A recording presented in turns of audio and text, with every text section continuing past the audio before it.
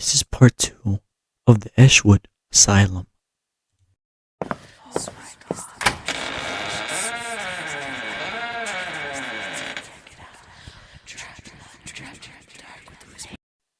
Pipes crisscrossed the ceiling, dripping black water. The concrete floor was slick, staying dark in patches I didn't want to identify. Rows of rusted cages lined the walls, some big enough for people, some small. The bars were twisted, bent outward. "This isn't right," Marissa whispered. "Why would the hospital have these?" Ryan's face was pale. "It wasn't a hospital." We crept forward, the beams of our flights jittering. The cages gave away to larger rooms, some filled with broken machinery, others with tubes of cracked porcelain. One room held only chairs, rows of them, bolted to the floor, their straps still hung loose. I counted 12. That's when I noticed the sound, faint, like water dripping, but not quite. Tap, tap, tap. It was coming from the far end of the basement. Ryan motioned for silence, then led us forward. I wanted to scream at him to stop, but I couldn't.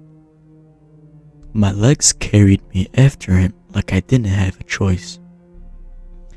The carrier door narrowed, pressing us between brick walls that sweated moisture. The tapping grew louder, steadier. We turned a corner and found the source.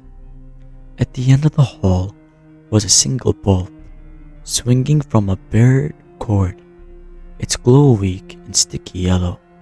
Beneath it stood a chair. In the chair sat a figure, thin, young, skin stretched tight over bone, its head lolled forward, long hair hanging in strings. Its arms were bound by straps, wrists raw and bloody. The tapping came from its foot, which dragged slowly against the floor, back and forth, back and forth. Marissa whimpered. Joel took a step back. Ryan's voice cracked. "Hello?" The figure's head jerked up, eyes clouded white, mouth stretched wide, too wide, into a grin that split its face. It didn't make a sound, just stared at us with a smile. Then the lights above it flickered and went out. Darkness swallowed the hall. I heard the scrape of straps tearing, and then the footprints running towards us. "Go!" Ryan screamed. We bolted, our flashlights bouncing wildly, beams catching flashes of cages, pipes, claws of rusted metal. The pounding behind us grew louder, faster, closer. I didn't dare look back. We hit the stairwell and scrambled upward, slamming the stair door shut behind us. Ryan threw his weight against it, and for a moment something slammed back from the other side. Once, twice, the metal rattled, then silence. Only our gasps filled the carrier door. Joel clutched his chest, wheezing. "What was that?" Nobody answered, because none of us wanted to admit what we'd seen, and none of us wanted to admit what we all now knew. We were alone in Ashwood. We were never.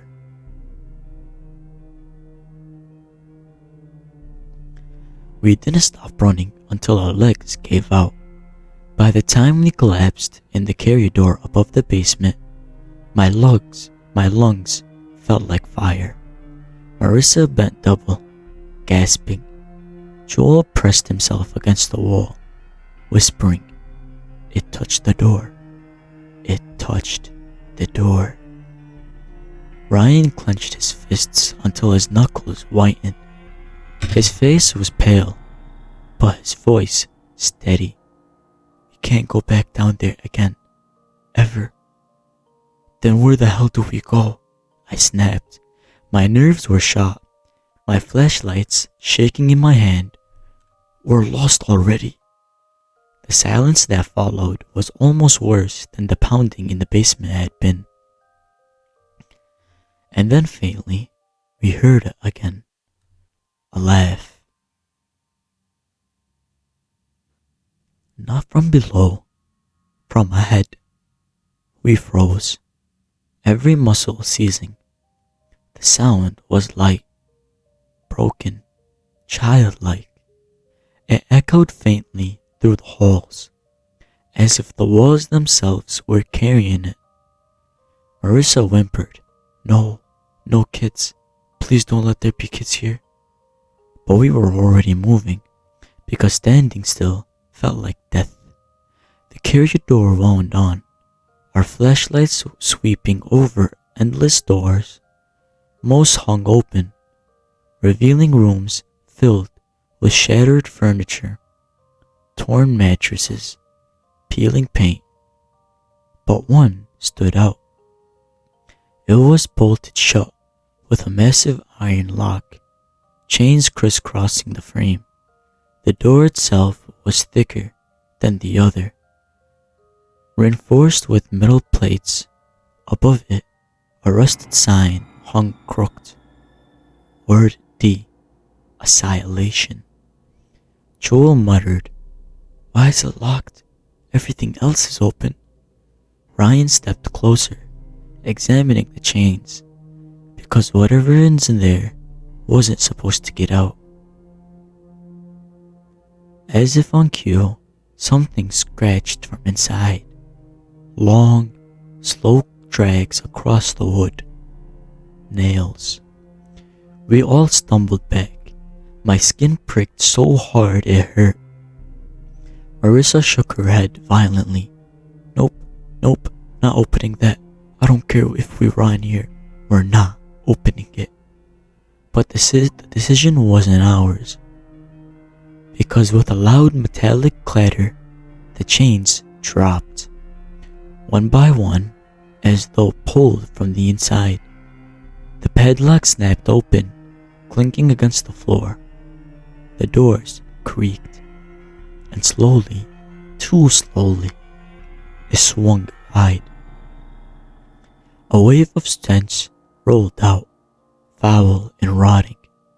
I gagged, covering my mouth with my sleeve. Ryan shone his light inside. The room was bigger than the others, stretching deep into darkness. The walls were carved with words, scratched over and over again, until the plaster was nothing but grooves. Stay, stay, stay, stay. Over and over, thousands of times. In the center of the floor sat a cot, its mattress shredded, and on the wall above it hung chains, dangling empty. Joel whispered, "Whatever was in here, it got loose." Marissa grabbed his arm, nails digging in. "Shut up, please, just shut up." We turned to leave, and the door slammed shut behind us.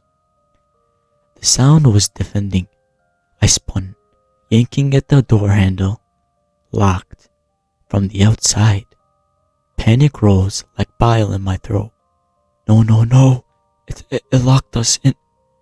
Then the whispering began. This time it wasn't faint. It was everywhere, booming inside my skull. Dozens of voices screaming, "Stay." I dropped to my knees, Hands clamped over my ears. It didn't help. The voices weren't in the air. They were in me. Joel started banging on the door, shouting until his voice cracked. Ryan cursed, pulling at the chains on the wall as if he could rip them free. Marissa backed against the far wall, eyes wide, staring at something. "Look! Oh God, look!"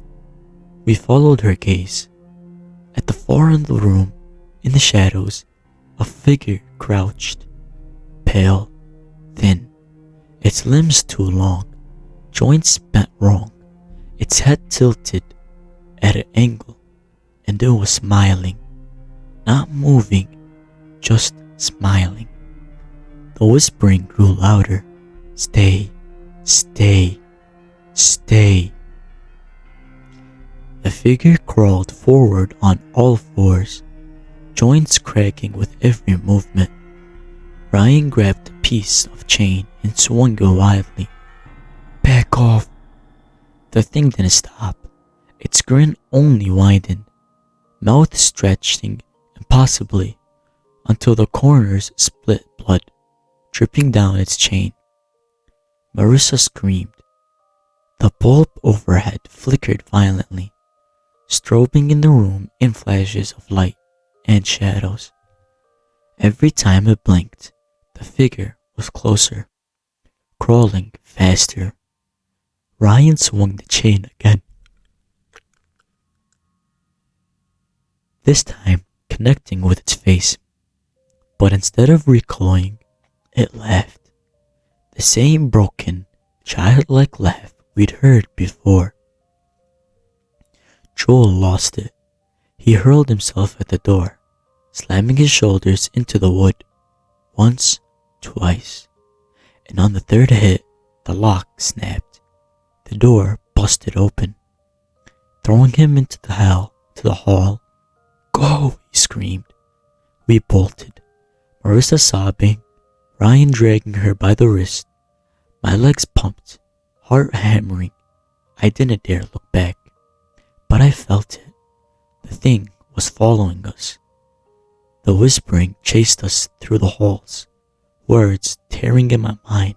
"Stay, stay." We didn't stop until we stumbled into another section of the asylum. A different ward entry. The sign above the entrance read, "Dr. Hartman's wing." The air here was colder, still, and for the first time, I wondered if we'd just run somewhere even worse.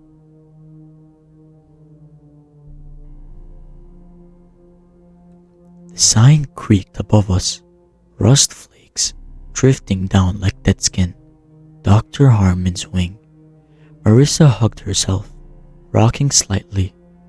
We can't keep doing this. The thing followed us. It knows where we are." Joel's voice cracked. "Then we don't stop. We keep moving until we find a way out." Ryan's flashlight swept the carrier door ahead. Unlike the crumbling wards we'd seen, this one looked almost preserved. The walls weren't as decayed, the floors less broken. Papers still littered desks, brittle but intact, and everything stank. We moved slowly, our beams catching glimpses of patient files scattered across the ground. Most were water damaged, unreadable, but one folder, splayed open on a desk, stopped me. The name on the file, Marissa Kane. My stomach turned to ice. Marissa stepped forward, snatching it up. "What is this?" She flipped through the pages, eyes widening. This is me. My birthday, my address, my parents' name. How Joel grabbed another folder from the pile. His own name stared back at him. He dropped it like it burned. I felt sick, slowly, with dread. I I reached for one too. David Rowe. My handwriting filled the Marion's notes, but not mine. Someone had documented fears I'd never told a soul. Pages of drawings I'd scribbled as a kid. Private things. Impossible things. Ryan's hands shook as he picked his up. His lips moved silently as he read. Then he shoved it into his jacket. His eyes were wet with rage. We're leaving right now. But the wing stretched deeper, darker, and something in it was waiting. We passed doors labeled observation and testing. Some had windows covered in grime. I tried not to look, but when I did, I saw shapes inside, slumped in chairs, strapped to tables, not moving. Mannequins, I told myself, just props left behind. But one of them turned its head. Marissa screamed, yanking me away. Don't look. We stumbled into a wide chamber that could only have been the heart of the asylum, the doctor's office. It was compared to the rest. A massive desk dominated the room, piled with journals behind it, shelves with jars of organs floating in yellow fluid, and on the wall hung a portrait, Dr. Hartman. Tall, dressed in a white coat, his eyes were hollow, sunken pits that seemed to follow us. His smile was thin and cruel. The longer I stared, the more I swore his lips twisted. Ryan rifled through the journals, flipping pages. This guy, he wasn't a doctor. Not really. He experienced on them. Everyone down here. He thought madness was contagious, that he could spread it, harvest it. Joel shivered violently. We need to get out of here. But Marissa was staring at the portrait, pale as death. He's still here, she whispered. And then the office door slammed shut. The journals burst into flame, pages curling, smoke filling the room. The jars rattled, liquid sloshing, and the portrait of Dr. Hartman stepped down from the wall. He moved in jagged, twitching motions, like marionette on broken strings. His white coat trailed behind him, stained dark at the cuffs. His eyes were black voids, his grin splitting wider than any human face should. Welcome back, he rasped. The voice wasn't sound, it was in my skull, vibrating through my teeth. We backed into the far wall, choking on smoke. Ryan raised the chain like a weapon, his arms trembling. Hartman's grin widened. No use fighting. You came here because you belong. You've always belonged. He reached for Marissa. She shrieked. But his hands didn't touch skin. It sank into her, fingers dissolving like smoke. She convulsed, eyes rolling wide. Stop, I screamed, hurling a chair at him. It passed through like a mist, clattering uselessly. Joel dragged Marissa away, but Hartman's form stretched, pulling towards us like shadow on the wall. His voice thundered. Stay. The word rattled the room.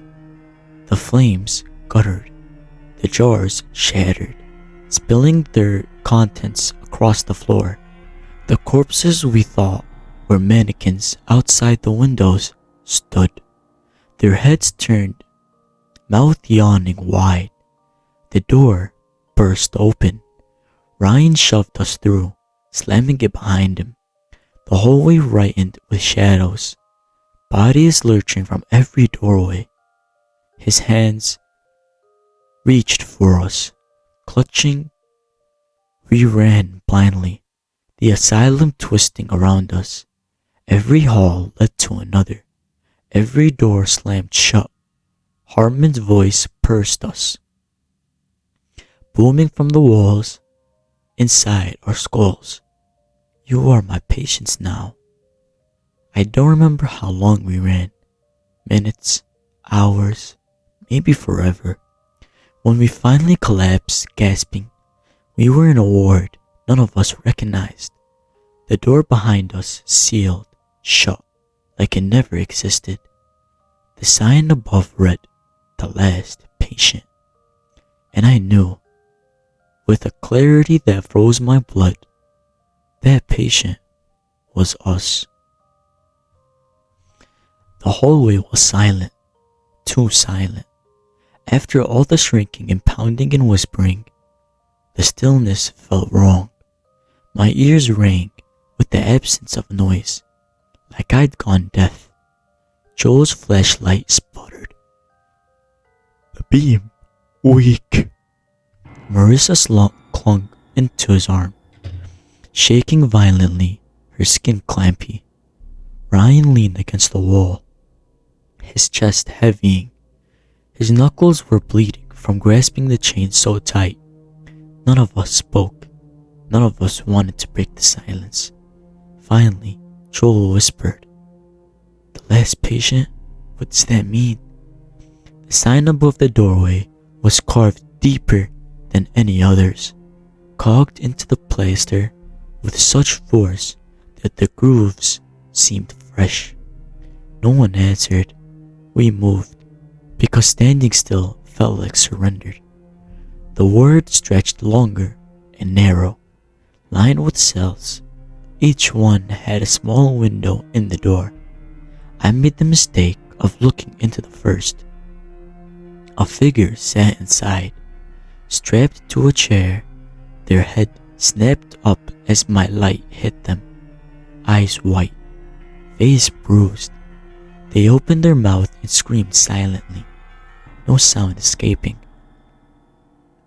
I stumbled back, nearly tripping. Ryan muttered, "They're not real, just tricks. Ignore them." But every cell we passed had another. Patients bound, faces twisted in agony. Some clung at the windows, mouths gasping in noiseless shrieks. Others just stared. And every face looked familiar. Joe slowed at one cell, pressing close to the glass. His own reflection stared back at him. No, not a reflection. It was Joel, strapped to a chair, his head tilted at the same angle, his clothes torn the same way. Joel reeled back, nearly dropping his light. That was me.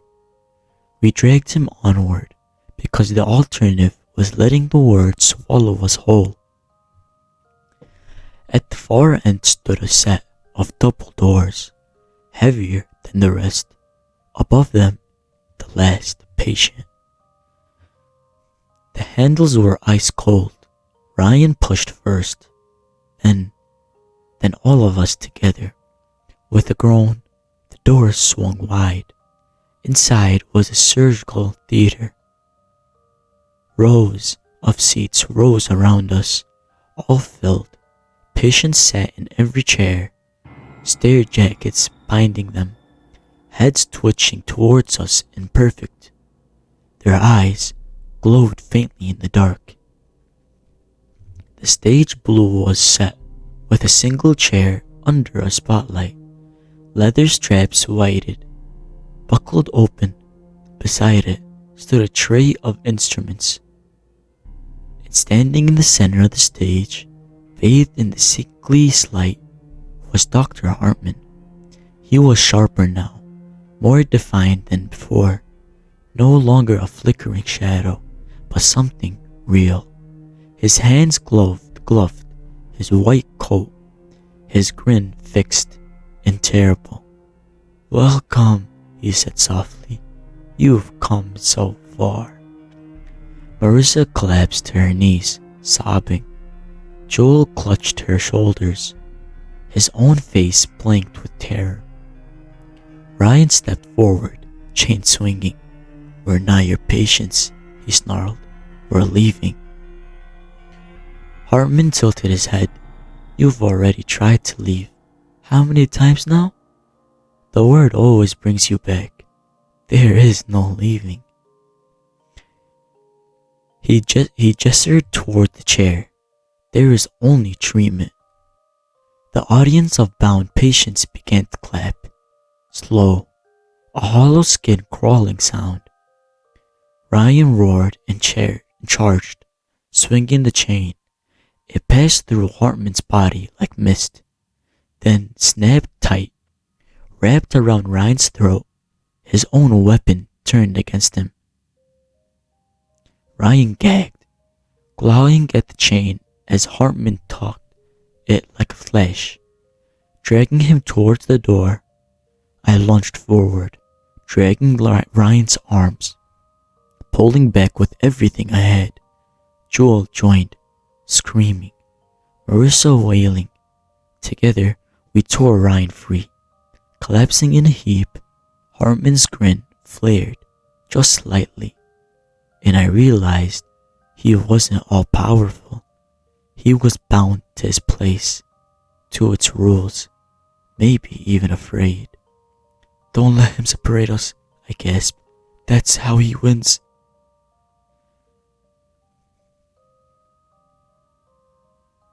The patients in the seats began to stand, straight jackets splitting open, limbs bending wrong as they crawled down towards us. Hartman's voice flitted the theater. "The last patient is always the one who resists." Joel grabbed Marissa's hand, hauling her to her feet. "Run!" We bolted past the stage, the creatures spilling into the aisles, their mouths opened wide, and now they weren't silent, they screamed. A defending wail that shattered glass, rattled bones. The far wall wasn't a wall anymore, it was a carrier door, a way out. We sprinted for it, shadows clawing at our heels, Hartman's voice booming, "You belong to me." But the carrier door didn't end. It stretched on, twisting, the asylum folding itself around us.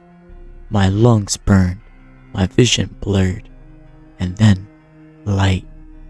Blinding, searing light. We burst out into the night air, collapsing onto damp grass. The asylum loomed behind us, silent, its windows dark. The forest stretched around us, the sky barely lighting with dawn. Birds sank. We were out. We were free. But as I rolled into my bag, gasping, I saw something that froze me. On my wrist, where Hartman had brushed me in the office, it was a mark. A small, perfect circle burned in my skin, still smoking faintly. Joel stretched to his feet, pulling Marissa up. Ryan bent double, coughing. We didn't speak. We just started walking. But in my head, as clear as ever, I heard his voice. "Treatment begins soon."